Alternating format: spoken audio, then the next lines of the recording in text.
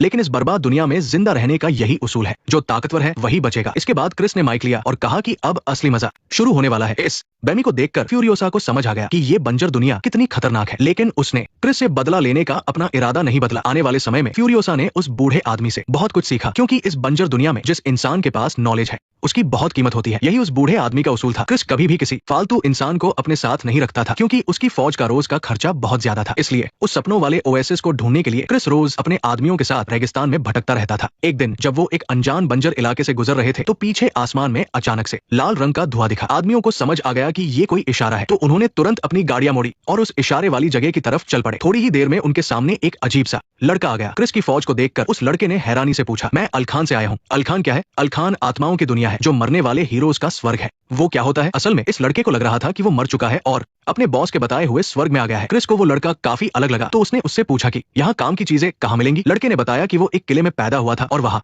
पीने का बहुत सारा पानी, हरियाली और ढेरों फल सब्जियां हैं। ये सुनकर क्रिस ने तुरंत पूछा कि वो किला कहाँ है। लड़के ने मुड़कर पीछे की तरफ इशारा कर दिया। तभी क्रिस के एक आदमी को फ्लेयर गन मिली। उसने मजाक मजाक में उसे जमीन की तरफ चला दिया। एक ही पल में पूरी जमीन लाल हो गई और इस वजह से क्रिस को एक नया रूप मिल गया। उसे वो लाल रंग बहुत अच्छा लगा। उसे ऐसा महसूस हो रहा था जैसे वो कोई बहुत बड़ा राजा हो। फिर वो खुशी से पागल होकर अपनी फौज को उस लड़के के बताए हुए रास्ते पर ले जाने लगा। उसे नहीं पता था कि इस बार वो बहुत बड़ी मुसीबत में फंसने वाला है। क्रिस की फौज को आते देख किले के आसपास रहने वाले गरीब लोग यहाँ वहाँ भागने लगे। उन्होंने इतनी बड़ी फौज पहले कभी नहीं देखी थी, क्योंकि इतने सालों में किसी की भी उनके राजा से पंगा लेने की हिम्मत नहीं हुई थी। और इस बात से अनजान क्रिस ने अपने हजारों आदमियों के साथ उस जगह को चारों तरफ से घेर लिया और इस बड़े हंगामे से किले के गार्ड्स भी अलर्ट हो गए। जब क्रिस ने पहली बार उस किले को देखा तो वो खुशी से उछल पड़ा, क्योंकि यही वो सपनों वाला ओएसिस था। उसे देखकर फ्यूरियोसा भी एकदम हैरान रह गई। उसने कभी नहीं सोचा था कि उसके घर के अलावा इस दुनिया में कोई और भी ऐसी हरी भरी जगह मौजूद है। इसके बाद क्रिस ने किले के मालिक को ललकारा। उसने कहा कि उसके पास 3000 आदमियों की फौज है, जो मिनटों में इस जगह पर कब्जा कर सकती है। अगर वो लोग हार मान ले और उसे इस किले का नया मालिक बना दे, तो वो किसी की जान नहीं लेगा और जो उसका साथ देंगे उन्हें बहुत सारा खाना और पीने का पानी दिया जाएगा। हजारों